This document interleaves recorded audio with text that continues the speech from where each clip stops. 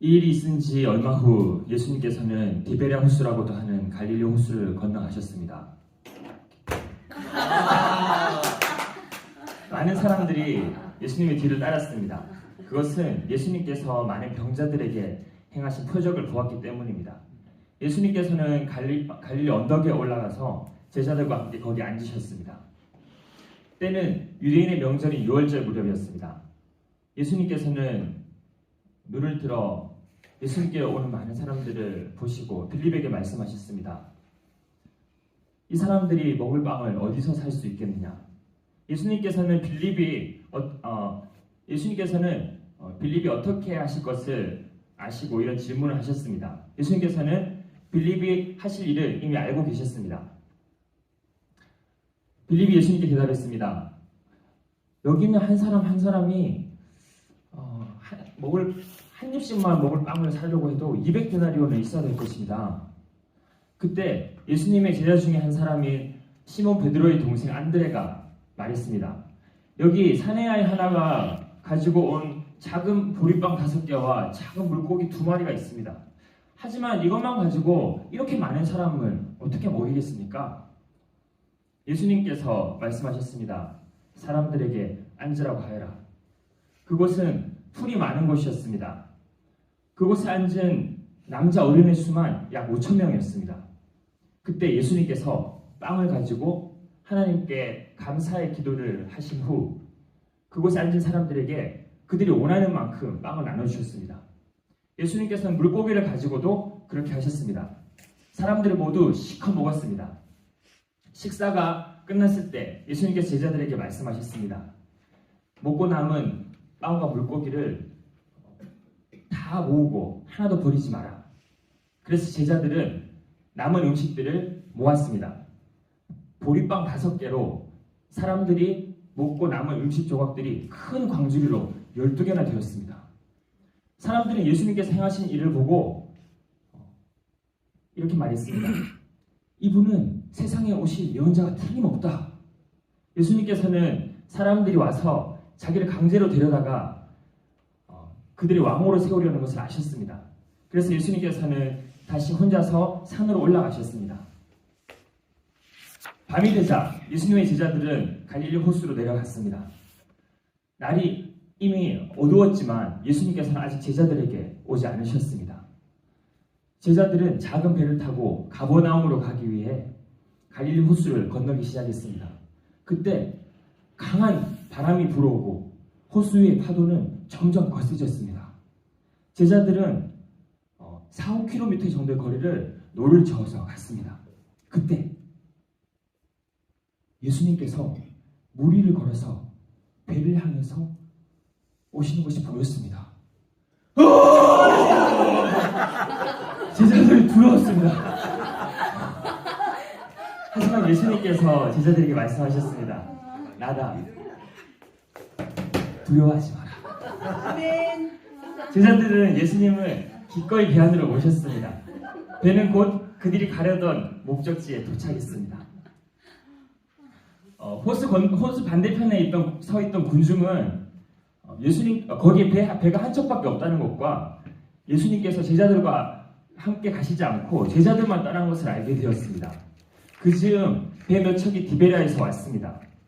디베랴는 예수님께서 하나님께 감사 기도를 드린 후 사람들이 빵을 먹었던 장소에서 가까운 곳에 있는 마을이었습니다.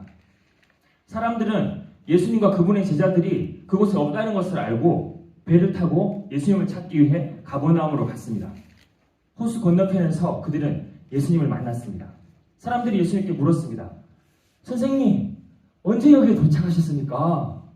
예수님께서 그들에게 말씀하셨습니다. 내가 너희에게 진리를 말한다.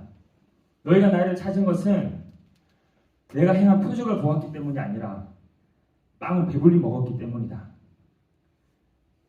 썩어 없어지는 음식을 위해 일하지 말고 영원히 있어서 영생을 주는 음식을 위해 일하여라. 인자는 바로 그런 음식을 줄 것이다. 하나님 아버지께서는 인자가 이런 일을 행하는 것을 허락하셨다. 그러자 사람들이 예수님께 물었습니다. 하나님의 일을 하기 위해 우리는 무엇을 해야 합니까? 예수님께서 대답하셨습니다. 하나님의 일이란 바로 하나님께서 보내신 사람을 믿는 것이다. 다시 사람들이 물었습니다. 당신이 어떤 표적을 행해서 우리가 보고 당신을 믿게 하시겠습니까? 성경에 하나님께서는 그들에게 먹을 빵을 하늘에서 내려주셨다 라고 기록되어 있듯이 우리의 조상들은 광야에서 만나를 먹었습니다. 예수님께서 그들에게 대답하셨습니다. 내가 너희에게 진리를 말한다. 너희에게 하늘로부터 내린 빵을 준 사람은 모세가 아니다. 나의 아버지께서 너희에게 하늘로부터 참된 빵을 주신 것이다.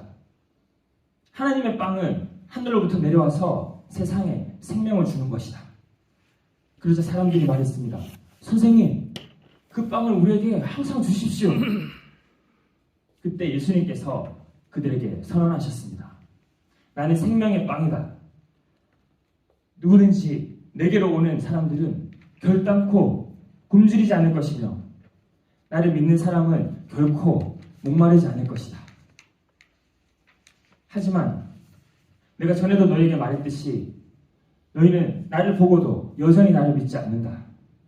아버지께서 나에게 주신 사람은 모두 내게로 올 것이며 내게로 오는 사람은 나는 결코 쫓아내지 않을 것이다.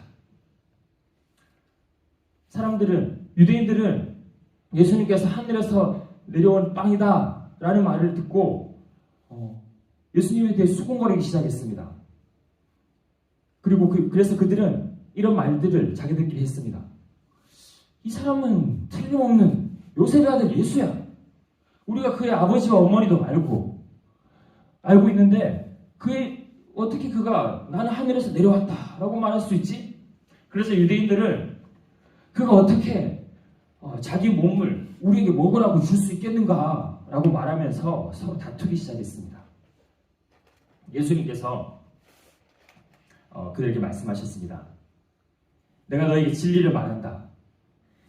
너희가 인자의 살을 먹지 않고 그의 피를 마시지 않으면 너희 속에 생명이 없다. 나의 살을 먹고 나의 피를 마시는 사람은 영생을 얻으며 나도 그 사람을 마지막 날에 부활시킬 것이다. 나의 살은 참된 음식이요 나의 피는 참된 음료다.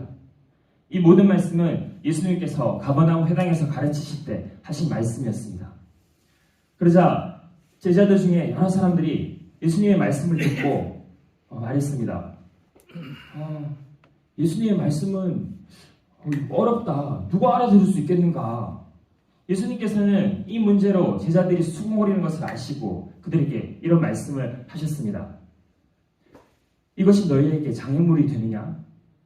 그렇다면 인자가 전에 있던 곳으로 올라가는 것을 너희가 보면 어떻겠느냐? 생명을 주시는 분은 성령이시다. 내가 너에게 한 말은 성령의 말씀이고 생명의 말씀이다. 그 다음 뭐죠? 그러나 너희 중에 믿지 않는 사람이 있다. 예수님께서는 처음부터 누가 자기를 믿지 않을지 또한 누가 예수님을 배반할지를 알고 계셨습니다.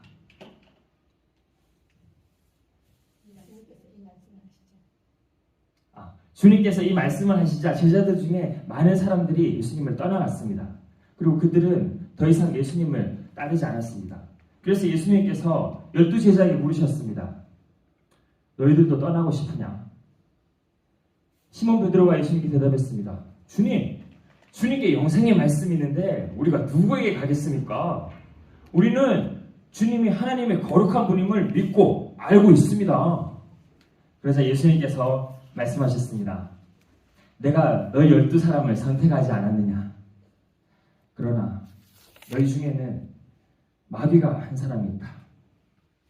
예수님께서는 가룟 사람 시몬의 아들 유다를 두고 말씀하신 것이었습니다. 유다는 12제자에 들어있던 사람이었지만 나중에 예수님을 배반했습니다.